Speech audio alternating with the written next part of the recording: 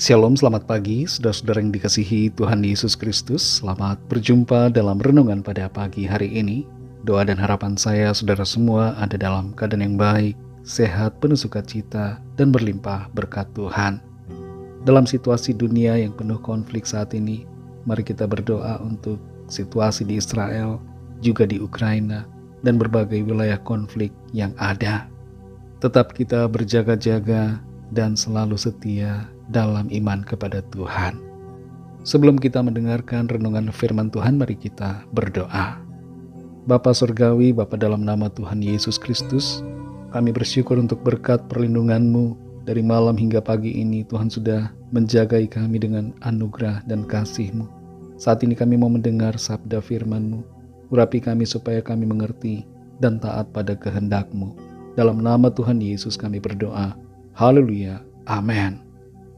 Saudara yang dikasihi Tuhan, ayat renungan kita pada saat ini terdapat dalam surat Kolose pasal 4 ayat yang kelima. Tertulis demikian, hiduplah dengan penuh hikmat terhadap orang-orang luar, pergunakanlah waktu yang ada. Saudara yang dikasihi Tuhan, jalan yang berlubang cukup besar di berbagai wilayah di Indonesia biasanya ditaruh kayu atau penanda yang lain, agar tidak ada pengendara yang celaka. Setiap orang umumnya ingin agar orang lain selamat dan tidak mengalami hal yang buruk. Prinsip yang sama berlaku untuk keselamatan kekal. Setiap hari ada orang yang menuju kebinasaan, dan adalah tugas kita untuk tidak berdiam diri. Gunakanlah waktu yang ada untuk menyampaikan kabar keselamatan kepada semua orang dengan berbagai cara yang bisa kita lakukan sesuai dengan karunia yang diberikan oleh Tuhan. Waktu sangat singkat, waktu berjalan sangat cepat, walaupun terkadang kita merasa relatif lama. Dalam kurun waktu yang sebentar di bumi ini, orang-orang berjalan antri menuju ke dalam kekekalan. Ada yang kekal dalam kebinasaan, dan ada yang kekal dalam kehidupan bahagia bersama Tuhan. Dalam Kolose 4 ayat 5 ini dikatakan, hiduplah dengan penuh hikmat terhadap orang-orang luar. Pergunakanlah waktu yang ada. Ayat ini menyatakan tentang salah satu bagian dari tugas memberitakan Injil dari kita orang-orang percaya terhadap orang-orang yang tidak percaya. Ada dua hal yang sangat penting dinyatakan di sini.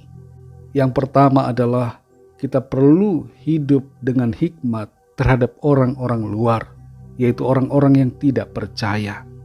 Entah orang tidak percaya itu ada dalam keluarga kita atau di luar keluarga kita. Kita harus hidup dengan hikmat dan kebijaksanaan dalam tuntunan Roh Kudus. Dalam perjalanan hidup kita setiap hari, kita perlu berhikmat terhadap orang-orang yang tidak percaya. Apa yang kita lakukan dan apa yang kita katakan harus konsisten dan benar. Seiring berjalannya waktu, agar kasih Tuhan nyata dan pesan kabar keselamatan dapat tersampaikan dan diterima dengan baik. Terkadang kita tidak bisa menyampaikan secara langsung, secara terus-menerus, tapi kita dapat menceritakan kesaksian hidup tentang pertolongan Tuhan bagi kita.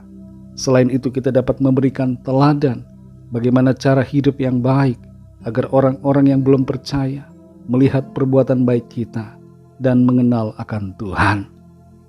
Yang kedua, kita harus memanfaatkan waktu kita secara efektif.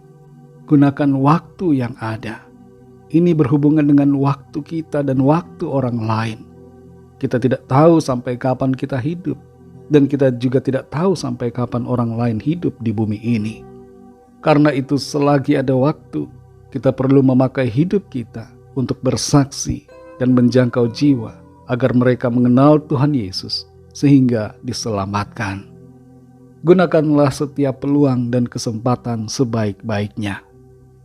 Setiap momen dalam hidup ini adalah penting dan harus dimaksimalkan dalam melayani Tuhan dan sesama. Saudara yang dikasihi Tuhan, ini adalah bagian yang penting dari pesan Tuhan buat kita. Waktunya singkat. Setiap orang dapat berakhir hidupnya di bumi ini kapan saja. Dan kita sebagai orang-orang yang sudah percaya, hendaknya mengerti bahwa orang-orang di sekitar kita akan mati binasa, kecuali mereka mendengar kabar Injil dan menerima Tuhan Yesus dalam hidup mereka. Karena itu, mari kerjakan tugas kita sebagai orang percaya, sebagai garam dan terang bagi dunia ini, untuk bersaksi kepada sesama, agar mereka mengenal Kristus dan percaya serta diselamatkan.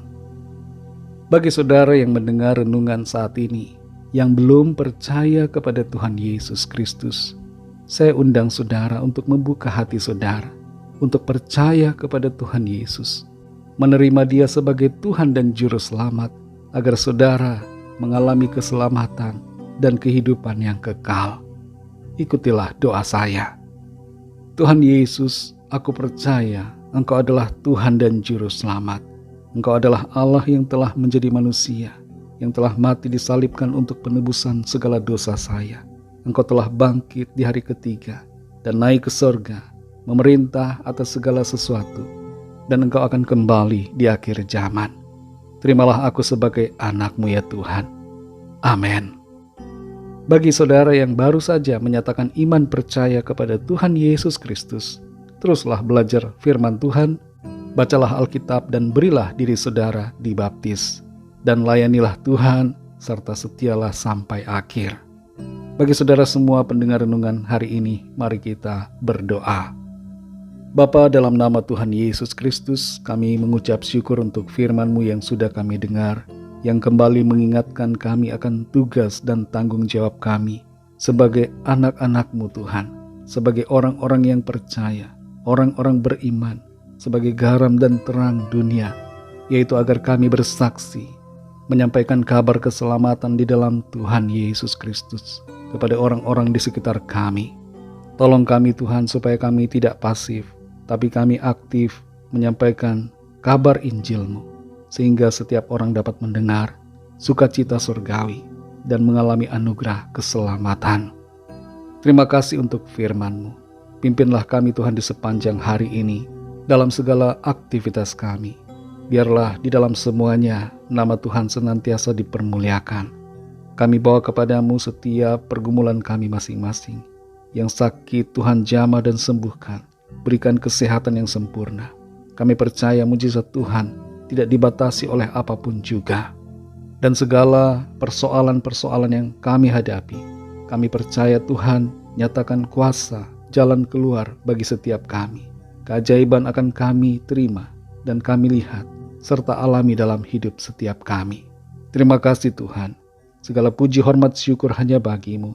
Dalam nama-Mu yang kudus, nama Tuhan Yesus Kristus, kami sudah berdoa dan mengucap syukur. Haleluya. Mari sama-sama kita berdoa, doa Bapa kami. Bapa kami yang di sorga, dikuduskanlah nama-Mu, datanglah kerajaan-Mu, jadilah kehendak-Mu di bumi seperti di sorga. Berikanlah kami pada hari ini makanan kami yang secukupnya. Dan ampunilah kami akan kesalahan kami, seperti kami juga mengampuni orang yang bersalah kepada kami. Dan janganlah membawa kami ke dalam pencobaan, tetapi lepaskanlah kami daripada yang jahat. Karena Engkaulah yang mempunyai kerajaan dan kuasa dan kemuliaan sampai selama-lamanya. Amin. Terimalah berkat Tuhan. Tuhan memberkati engkau dan melindungi engkau. Tuhan menyinari engkau dengan wajah-Nya dan memberikan kasih karunia. Tuhan menghadapkan wajah-Nya kepadamu dan memberikan damai sejahtera. Berkat anugerah dari Bapa Surgawi, kasih karunia dari Tuhan Yesus Kristus, dalam persekutuan dengan Roh Kudus, menyertai kita semua, sekarang ini dan sampai Maranatha Tuhan Yesus datang kembali, dan bahkan sampai selama-lamanya. Dalam berkat nama Tuhan Yesus Kristus, haleluya, amin. Puji Tuhan, saudara yang dikasihi Tuhan, saya percaya firman Tuhan menjadi berkat dan kekuatan buat saudara semua, dan Roh Kudus akan menolong saudara untuk lebih lagi memahami kebenaran firman Tuhan. Tuhan Yesus memberkati saudara semua. Sampai jumpa dalam renungan yang berikutnya. Haleluya.